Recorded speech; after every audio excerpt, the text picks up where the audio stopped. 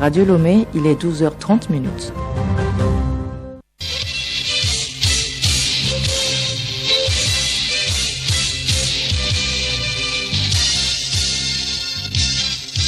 Magazine pluriel. Hélène Assabi. Bonjour à tous, vous avez bien fait de nous rejoindre pour le journal Magazine pluriel. Au sommaire, les filles et fils de Doufelgou sont en fête ce samedi. Ils célèbrent Sintou Djandjagou, leur fête traditionnelle ou de moisson, une occasion de valoriser leur culture. Et justement, l'art culinaire, le haricot très prisé dans les plats des naodéba et des lamba à découvrir dans ce magazine pluriel. Rubrique invitée la semaine prochaine est consacrée aux activités culturelles dans les écoles. La directrice de l'enseignement secondaire technique va nous parler notamment de l'importance de ces activités en milieu scolaire. L'autre invitée, la directrice de la maison TV5 Monde, évoque pour sa part les bienfaits de la lecture pour enfants. Sport football, 17e journée du championnat national de première division D1 Lonato. Plusieurs clubs peuvent se rapprocher du podium à l'issue de la journée ce week-end. À suivre en fin de journal, la revue de presse.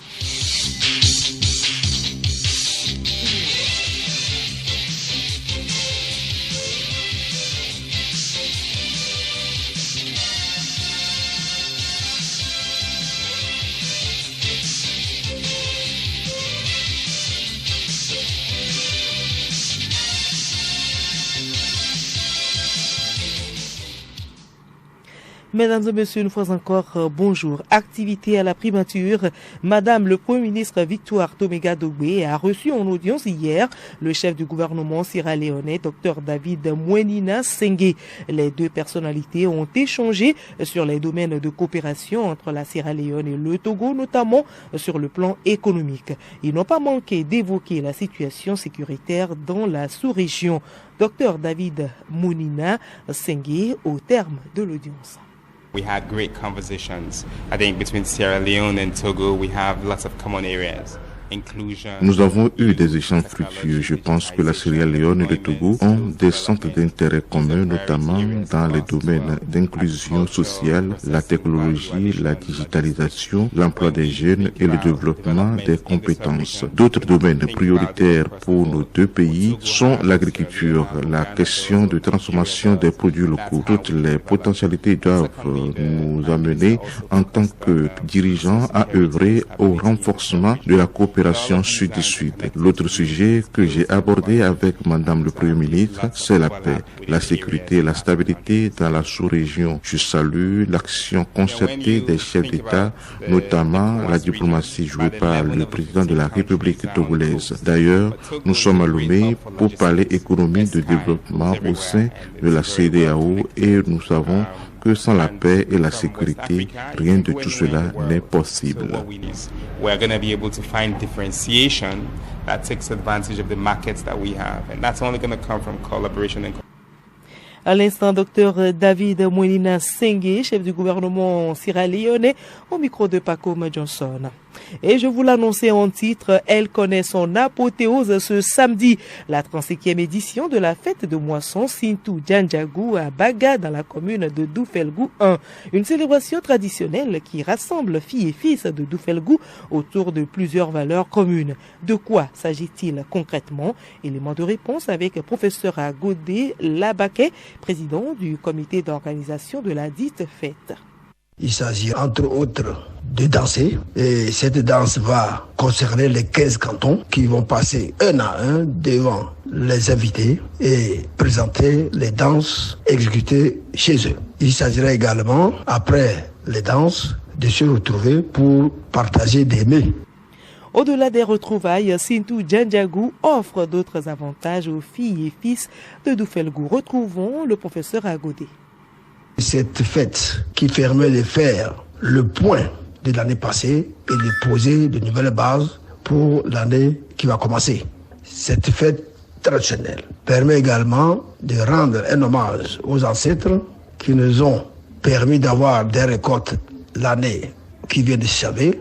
Et ces ancêtres également vont nous aider dans la nouvelle année des activités agricoles, vont nous appuyer en nous aidant à avoir des plus abondantes pour avoir des récoltes abondantes pour l'année suivante. Cette fête va permettre également aux filles et aux fils de Dufelgou de renforcer leur cohésion sociale, leur union, pour ensemble regarder vers l'avant pour le développement harmonieux de la préfecture. Et la célébration de Sintou Djandjangou des populations Naodeba et Lamba se veut un carrefour des cultures des deux ethnies.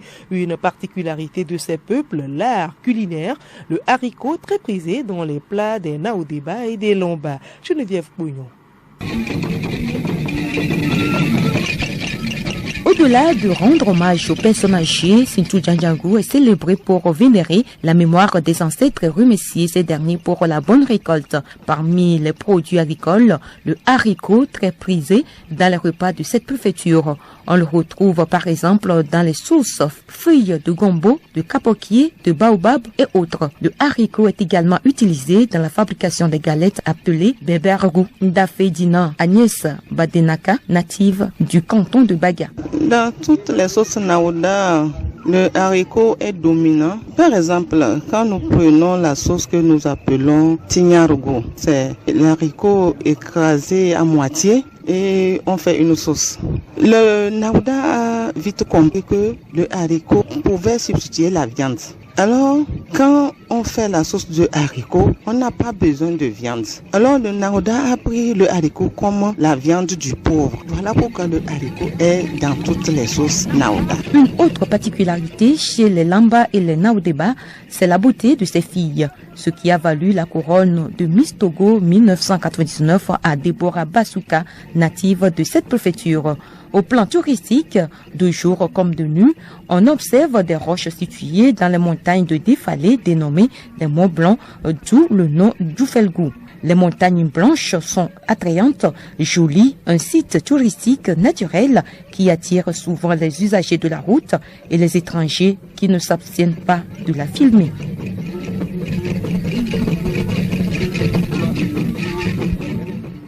Et nous quittons Dufelgou pour d'autres préfectures, celles de Vaud, Bamono, Zior et Lac. Elles vont bientôt dire adieu aux inondations. Des ouvrages comme des canaux, des caniveaux et des digues seront construits prochainement dans ces localités. Cependant, ces constructions peuvent occasionner des désagréments aux populations riveraines.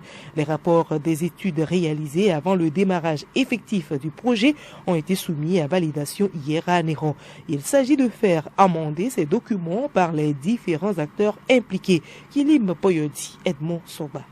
Ces rapports sont le résultat des recommandations issues des consultations populaires menées dans plusieurs localités des préfectures des lacs, Zior, Bamono et Vaud. Ces travaux de consultation ont été pilotés par l'Agence nationale de gestion de l'environnement ANGE dans le but de lutter contre les inondations dans le littoral. Pour le lieutenant-colonel Souleymane Abdel Ganiou, directeur des évaluations de l'intégration environnementale à Ange, ce document est une importance capitale. L'atelier permet effectivement, par rapport maintenant aux consultations qu'on a eu à faire, de pouvoir recentrer et de recadrer tout ce qui a été dit lors des consultations nationales pour qu'on puisse faire maintenant un document qui puisse être un document consensuel qui adhère maintenant à l'assentiment de tous. La construction de ces infrastructures est confiée au projet WACA, un projet regroupant 9 pays côtiers pour une gestion intégrée du littoral avec l'appui de la Banque mondiale. Eusebio César, ingénieur génie civil au projet WACA. La validation donc de ces études environnementales et sociales permettra donc à WACA de passer à la prochaine étape qui est le recrutement des entreprises de travaux et du cabinet de contrôle des travaux et donc de passer à l'exécution des travaux. Donc pour lutter contre l'inondation qui est très criarde dans la zone du littoral, notamment les préfectures des lacs et Vaud. Nous prévoyons 12 mois pour la réalisation de ces travaux qui idéalement devraient se faire pendant la saison sèche, donc la période d'octobre à avril de l'année prochaine. Le préfet de Vaud, Leguédé Kokou, salue l'initiative qui vient soulager les peines des populations riveraines. Les populations ont manifesté leur joie et ce que le projet peut leur faire pour que les activités puissent se passer très bien. Nous tenons à remercier le projet Waka et nous remercions le gouvernement, nous remercions surtout le chef de l'État pour toutes ces actions. Sinon, le projet Waka, depuis, aide beaucoup nos communautés qui sont dans la zone maritime, qui sont touchées par les inondations issues de l'avancée de la mer. Ce projet, dont le coût est estimé à près de 50 milliards de francs CFA, débute dans les mois à venir avec l'adoption de ce document.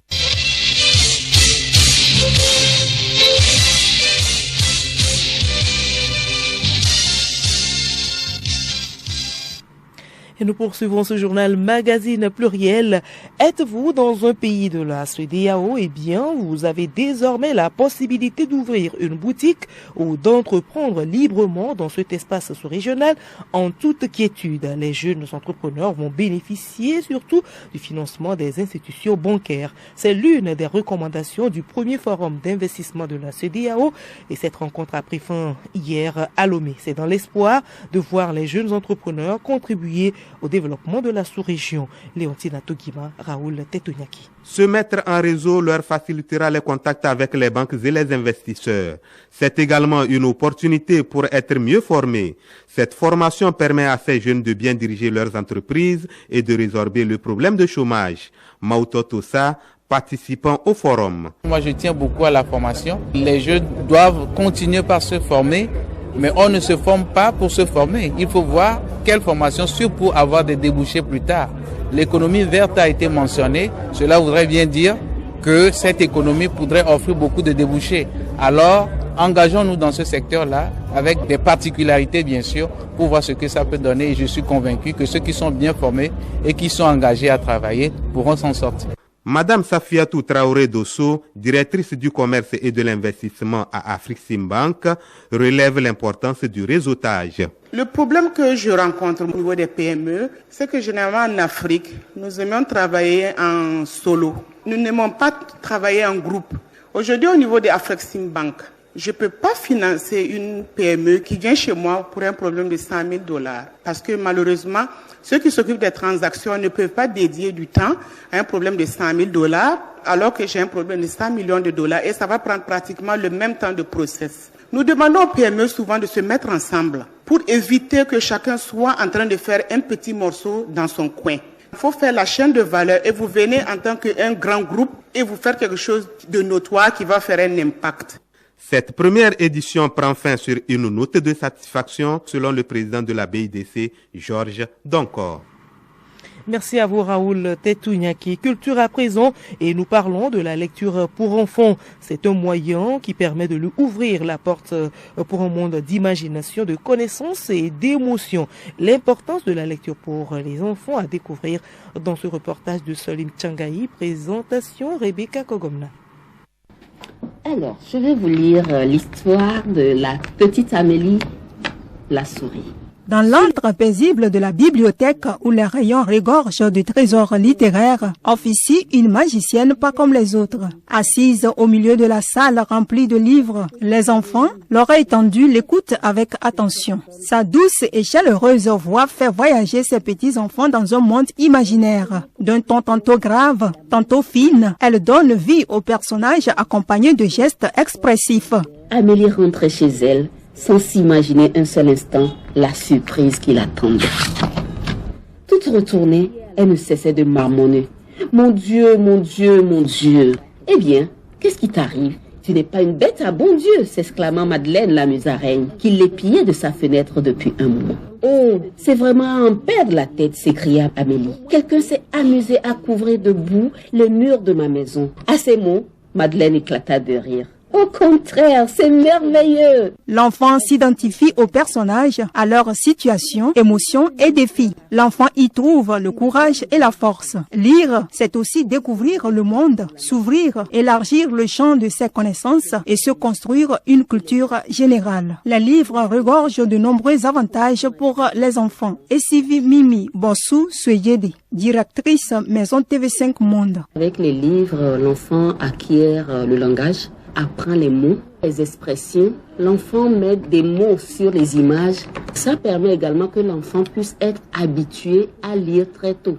L'enfant découvre le monde à travers le livre, découvre leur environnement à travers le livre. La lecture à haute voix permet également à l'enfant, au-delà du fait de lire, au-delà du fait de découvrir des mots, des expressions, ça permet déjà à l'enfant de prendre la parole en public. Offrir des livres aux enfants est un cadeau précieux qui leur permet de s'épanouir et de réussir. Rappelons que la journée du livre pour enfants est célébrée le 2 avril de chaque année. Si c'est ça le bonheur, il est bien envahissant, soupirait parfois la souris. Mais elle n'osait rien dire, de peur de se fâcher. Et justement, nous allons recevoir tout à l'heure Madame Mimi Bossoussouedide, directrice de TV5 Monde. Elle est l'invitée du journal.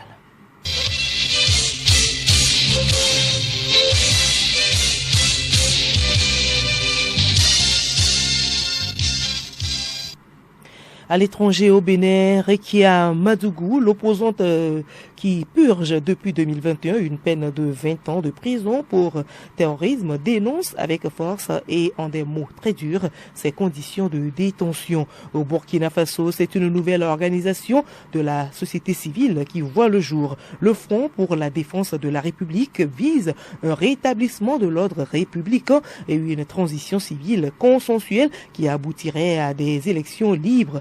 L'auteur du manifeste annonçant la création de cette organisation est le journaliste Inoussa Ouedraogo de la cellule Norbert Zongo.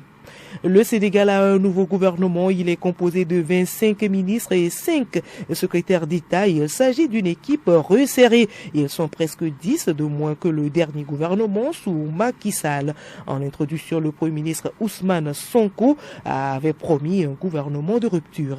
Et puis, une augmentation des cas de choléra a été observée dans les structures de prise en charge en RDC. L'organisation Médecins sans frontières tire la sonnette d'alarme.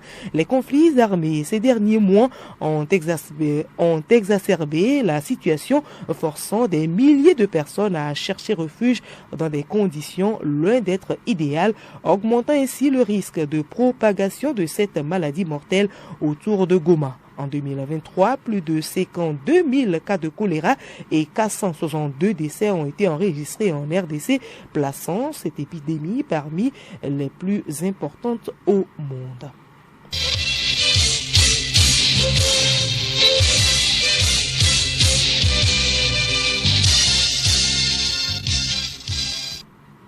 Rubrique invitée à présent du 8 au 12 avril prochain se déroule dans les établissements scolaires au Togo la semaine culturelle.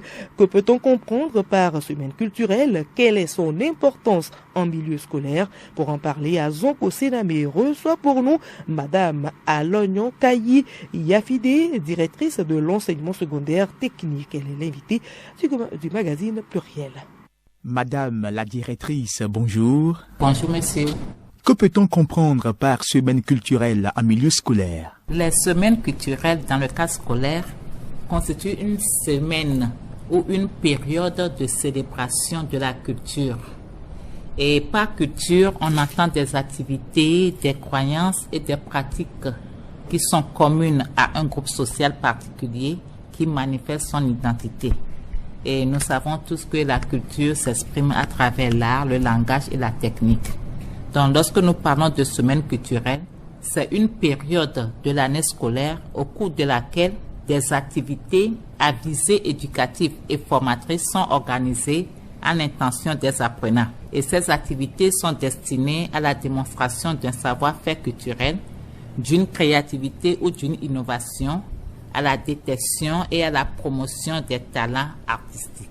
Quelle est l'importance de cette fête pour les élèves? La semaine culturelle est un élément essentiel de la vie scolaire parce que c'est une semaine où, à travers les activités culturelles, les élèves arrivent à éclore leurs talents, à découvrir leurs talents. Mais en dehors de cela, ça crée également un climat positif de détente. Lorsqu'on travaille depuis le début de la rentrée, à partir de septembre jusqu'en février-mars, une semaine avant les congés de Pâques. Ces périodes sont des périodes de détente de façon générale et en particulier pour ces élèves-là. Elles permettent aussi d'avoir à explorer, à découvrir de nouvelles cultures, de nouvelles traditions et modes de vie. Autrement dit, ça permet une certaine ouverture d'esprit des apprenants. Ça contribue à enrichir leur expérience éducative et ça favorise leur développement personnel. Jadis, ce sont les élèves qui sont au devant de ces activités en valorisant leur culture ou encore en animant les ateliers. Est-ce encore la même chose aujourd'hui? Oui, c'est la même chose parce que la semaine culturelle, c'est pour les apprenants et les apprenants demeurent au cœur des activités de la semaine culturelle. On ne peut pas faire de semaine culturelle en dehors de ces apprenants-là. Et donc, c'est ensemble avec eux que les activités sont organisées. Vous savez que de plus en plus, les élèves eux-mêmes sont organisés dans chaque établissement. Ils ont leurs représentants, le major général avec toute son équipe, ses conseillers et tout. Donc, ils sont fortement impliqués. Ils sont co-organisateurs de cette semaine. Ils sont également les animateurs. Quelles que soient les activités qu'on fait, les théâtres, les danses et autres, c'est eux qui le font. Ils sont donc les co-animateurs et ils sont les bénéficiaires parce que ceux qui viennent, même s'ils sont encadrés par les apprenants, par les responsables d'établissement et tout, c'est eux également qui découvrent les talents de leurs pairs et autres. Donc, les élèves demeurent au cœur de cette activité qu'est la semaine culturelle. Quelle est votre position concernant certaines écoles qui préfèrent inviter les artistes de renom à venir chanter à la place des élèves? Depuis 2023, il y a un arrêté qui réglemente aujourd'hui les activités de la semaine culturelle et c'est bien clair dans cette note de service-là qu'on ne va pas prendre de l'argent aux apprenants pour inviter des artistes en soi. Ce n'est pas mauvais, ça permet de découvrir. Mais il faut également, lorsqu'on veut inviter un artiste, voir quel message cet artiste-là véhicule. Parce que je l'ai dit tout à l'heure que la semaine culturelle, c'est pour des activités à visée éducative et formatrice. Si le message n'est pas sain, si le message va à l'encontre des valeurs de notre société, alors ça ne vaut pas la peine de l'inviter. Et ce n'est pas non plus pour saigner les poches des apprenants que nous organisons les semaines culturelles. Quelles sont les mesures prises par les autorités éducatives pour réglementer les dérapages au cours de ces activités culturelles? Pour être efficaces et atteindre donc les objectifs qui leur sont assignés, les semaines culturelles doivent être organisées dans le respect des valeurs de l'école et suivant des règles spécifiques.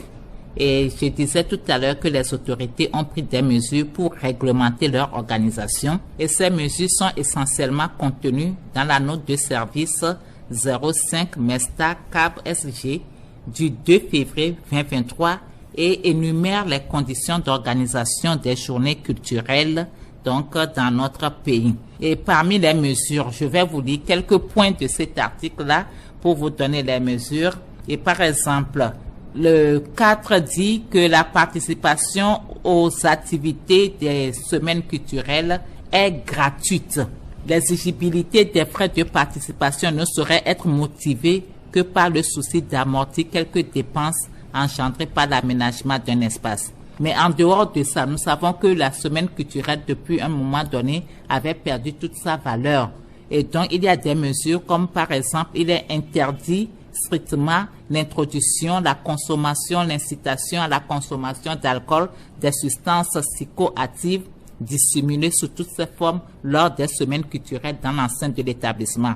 Il est également dit au point 3 que toutes les activités meublant les dites célébrations débutent à 7h30 et s'achèvent impérativement à 18h. Autre chose, les élèves sont astreints pendant les semaines culturelles à un code vestimentaire conforme aux mesures en vigueur et respectueux des bonnes mœurs. Le personnel d'encadrement prend toutes les mesures pour interdire l'accès à tout élève dont la tenue est inconvenante ou particulièrement indécente. Voilà un certain nombre d'articles. Il y en a encore. Et les chefs d'établissement, les inspecteurs, les directeurs régionaux de l'éducation sont tenus au respect ou bien à la mise en œuvre effective de toutes ces mesures qui sont prises lors des déroulements des activités de la semaine culturelle. Avez-vous un message à l'endroit des établissements scolaires du Togo, aux parents d'élèves, élèves, les enseignants, bref, au monde éducatif? D'abord, avant d'aller au message, j'aimerais quand même dire que, puisque moi je suis de l'enseignement technique, aujourd'hui l'enseignement technique n'organise plus de semaines culturelles comme ça s'organise aujourd'hui dans les établissements d'enseignement général. L'enseignement technique fait plutôt la semaine de l'ETFP, mais c'est toujours les mêmes valeurs, les mêmes objectifs qui sont là. C'est-à-dire au-delà de l'innovation, de la créativité, du savoir-faire qu'on démontre, il y a également ces aspects culturels qui sont ajoutés. Donc c'est une semaine culturelle fait autrement que nous faisons au niveau de l'enseignement technique. Maintenant, pour revenir à votre question, à l'endroit donc des élèves, j'aimerais leur rappeler que les semaines culturelles ne sont pas des périodes de congé, ne sont pas des périodes de libertinage, ni des périodes d'absentéisme. Elles ne devaient même pas être considérées comme une occasion pour violer impunément les principes qui régissent le bon fonctionnement. Parce que les élèves pensent pour la plupart que c'est au cours de ces semaines culturelles qu'il faut se défouler et autres. Moi, je les invite à créer, à innover et participer aux différentes activités. Parce qu'on a vu aujourd'hui de grands talents, de grands artistes, ils ont commencé avec les activités de semaine culturelle. Donc, il faut qu'ils participent, il faut qu'ils innovent, il faut qu'ils créent. Au niveau des responsables d'établissement, il faut que l'organisation de cette semaine soit faite de façon intégrée, que les parents d'élèves soient totalement impliqués dans l'organisation, impliqués également dans le suivi des activités que les établissements organisent. Il faut qu'ensemble tous collaborent pour le succès des activités de cette semaine culturelle. Madame Alognon Kayi Rafide, je rappelle que vous êtes directrice de l'enseignement secondaire technique. Merci d'avoir échangé avec nous. Je vous remercie. Et justement, en parlant de culture, la lecture est un moyen pour emmagasiner des connaissances et motiver surtout les enfants. Comment initier l'enfant à la lecture? Quels sont les livres appropriés aux enfants? Et Sylvie Mimi Bossou-Swedjide, directrice de la maison TV5 Monde, l'invité du journal répond aux questions de Hervé Segbonou. Madame la directrice, pourquoi faut-il initier l'enfant à la lecture? Avec les livres, l'enfant acquiert le langage, l'enfant apprend les mots, l'enfant apprend les expressions, l'enfant met des mots sur les images. Donc la lecture est très importante pour les enfants, depuis le bas âge. Ça permet également que l'enfant puisse être habitué à lire très tôt. Aujourd'hui, on dit souvent que les enfants ne lisent plus, les élèves ne lisent plus, même les adultes ne lisent plus, tout simplement parce qu'ils n'ont pas pris l'habitude très tôt. Si on veut que les enfants lisent, découvrent le monde à travers le livre, découvrent leur environnement à travers le livre, il faut bien qu'ils soient habitués à la lecture. Et cette habitude doit se prendre dès le bas âge. C'est de la responsabilité des parents de le faire. Comment peut-on amener l'enfant à lire? Nous invitons souvent les parents à abonner leurs enfants à la bibliothèque. Ça les épargne d'acheter trop de livres. L'enfant peut prendre 2 livres à chaque fois, rentrer à la maison avec, lire, revenir, prendre. Donc, ça permet aux enfants d'avoir des livres à disposition. Par exemple, quand on veut offrir des cadeaux aux enfants, y mettre des livres. À Noël, par exemple, pendant qu'on donne des petits jouets, poupées, ballons et autres, pourquoi ne pas donner des livres? Moi, par exemple, si j'ai été habituée aux livres très tôt, c'est que depuis mon enfance, à chaque Noël, dans les cadeaux, forcément, il y a des livres. Autre astuce pour aider les enfants à lire, c'est lire avec les enfants si le parent est instruit, soit le parent, soit un frère, bref, des personnes de l'environnement de l'enfant puissent lire avec les enfants. Tu tiens le livre, tu lis l'histoire, l'enfant écoute, il sera intéressé à vouloir lire tout seul plus tard. Faire des petits concours de lecture à la maison, faire participer les enfants à des concours de lecture. Quels sont alors les avantages de la lecture à haute voix? La lecture à haute voix permet à l'enfant, au-delà du fait de lire, au-delà du fait de découvrir des mots, des expressions, ça permet déjà à l'enfant de prendre la parole en public. Y a-t-il des livres appropriés aux enfants? Quand les enfants ont des livres qui les intéressent, ils lisent. Un enfant de 3 ans, on ne va pas lui donner un livre de 100 pages à lire. Nous avons à la bibliothèque des livres qui ne sont que des images, où l'enfant commence déjà à découvrir les images. Et on met juste peut-être un livre d'animaux, un livre qu'on appelle les livres documentaires. L'enfant voit l'animal et puis voit le nom en dessous. Il commence déjà comme ça à connaître les animaux, à connaître leur nom. Et progressivement, avec moins de tests, le test évolue avec l'âge jusqu'à ce que l'enfant puisse lire des livres avec beaucoup de tests, avec beaucoup de pages. Donc, il y a des livres fiction où ce sont des histoires que l'enfant prend plaisir à découvrir. Quand l'enfant commence à lire, il veut connaître la fin de l'histoire, des livres de jeux. Il y a les magazines. Nous avons commencé à éditer des magazines pour enfants. Nous avons un magazine pour les enfants que nous appelons Bakam et un autre pour les adolescents que nous appelons Adoma. Quel conseil avez-vous à donner aux parents? Si vous voulez que votre enfant réussisse à l'école, il faut que dès le bas âge, vous l'habituez à la lecture. L'habituer à la lecture pour que lui-même il prenne goût à lire.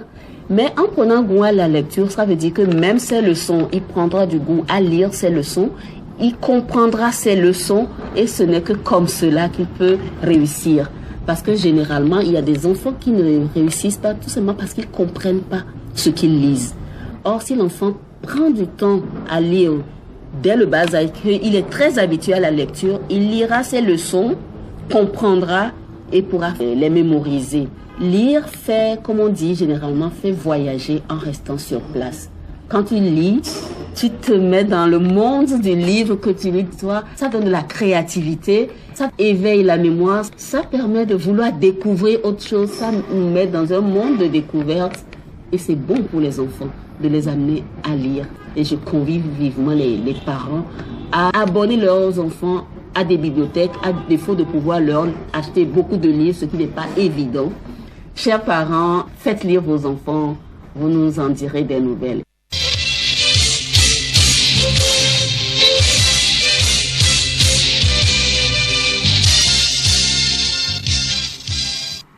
Et nous poursuivons avec les sports. Football, le 17e chapitre de la D1 Lonato est au rendez-vous ce week-end. Semassi AC Barracuda et Gomido AS OTR sont les affiches qui retiendront les attentions du public sportif. Kilim Poyodi. Excepté les Condona de la Cosa qui sont solides leaders du championnat avec 36 points, ces poursuivants immédiats ne sont pas hors du danger. Avec 30 points, ASCK et Gomido ont derrière eux Bolesou d'Aneho 25 points, OTR 24 points et Tambo de Dacha 23 points. Gomido peut prendre la deuxième place du classement s'il arrive à battre ASOTR. 2 points séparent Bolesou et Tambo qui seront justement sur le pont dimanche. Le 11e Entente 2, 22 points, croisera la lanterne rouge Dito avec seulement 8 points à son actif. Le 13e, Semassi de Sokodé ira défier AC Barracuda au municipal de Lomé. Unisport reçoit au municipal de Sokodé Espoir de Zio pendant que AS Bina accueille les conducteurs de Kara ASCK second au classement. En Formule 1 pour finir, c'est la période de qualification pour le Grand Prix du Japon. À l'issue des essais, Max Verstappen sur Red Bull partira en pole position. Pendant ce temps, McLaren et Ferrari sont en retrait et c'est Mercedes qui tire son épingle du jeu puisque l'écurie allemande est deuxième lors des essais. Merci à vous, Kilema Poyodi. Nous terminons avec la revue de presse. Principal titre à la une des parutions, c'est la relecture de la révision constitutionnelle qui débouche sur le report des élections législatives et régionales. Revue de presse, Léontina Tugima. Les candidats aux prochaines échéances électorales doivent encore patienter avant de rentrer dans l'arène. Ce report n'est pas le premier du genre, relève Flambeau des démocrates qui titre son éditorial « Report sur report ». Ce report expliqué par le gouvernement en un léger réaménagement du processus électoral vient, selon l'hebdomadaire, confirmer les indiscrétions qui parlent de processus organisé à la hâte. Nouvelle Tribune prend le contre-pied de ces indiscrétions en se référant toujours au communiqué du gouvernement. Il stipule que cette décision de reporter les élections découle de la nécessité d'engager de larges discussions et d'écouter tous les acteurs intéressés par la révision de la Constitution. L'idée vient du chef de l'État qui a instruit l'Assemblée nationale d'écouter les différentes forces vives du pays, y compris l'opposition, poursuit le journal. Qu'est-ce qui va se passer? S'interroge le libéral. Que va-t-il vraiment se passer alors que l'opposition appelle à manifester contre la tentative de réécriture de la Constitution, renchérit le Canard indépendant? L'écoute, l'inclusion et la recherche d'apaisement, répond Togo Matin. Le changement de son côté cite la Ligue togolaise des droits de l'homme, LTDH, qui propose un retrait pur et simple du texte. Le Mania libéré rassure, la deuxième lecture, un gage de qualité et d'inclusion. L'intelligent émet alors le vœu que cette relecture accouche des propositions qui répondent aux aspirations de tous les acteurs politiques et de la société civile. Ceci pourra embellir l'image du pays, devenue une curiosité dans la méthode de faire valoir la démocratie et ses principes, rapporte la parution. Parlant de démocratie, le Sénégal a prouvé qu'il reste un modèle dans la sous-région. C'est le même journal, c'est-à-dire l'intelligent, qui admire l'élection de Bassirou Diomaye Faye à la tête du pays. Bassirou Diomaye Faye en prison pour des propos jugés injurieux sur les magistrats est désormais le premier magistrat du Sénégal. Le futur est un mystère, conclut l'hebdomadaire.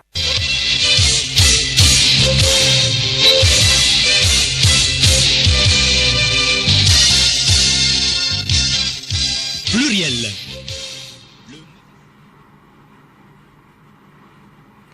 Voilà, ainsi se referme ce magazine Pluriel.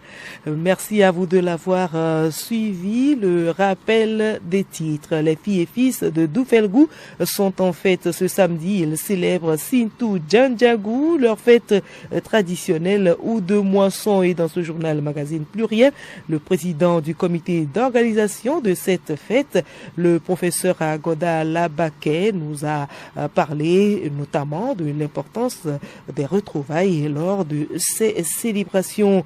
Et dans la rubrique invité, nous avons reçu la directrice de l'enseignement secondaire technique qui nous a parlé de l'importance des activités culturelles, et également la directrice de la maison TV5 Monde qui a évoqué pour sa part les bienfaits de la lecture pour enfants. Merci à vous qui nous avez suivis.